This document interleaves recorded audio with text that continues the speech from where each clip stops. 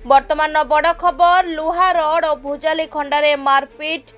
आठगड़ थाना अंतर्गत बौलपदा गाँ सबर साहि पूर्व शत्रुता को नहीं गोष्ठी संघर्ष। उभय गोष्ठीर जड़े महिला 5 जन आहत, जड़े अति गुरुतर।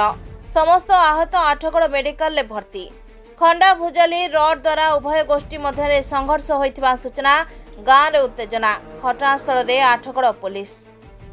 ना कौन घर कौड़ी कौन है झगड़ा है कहीं झगड़ा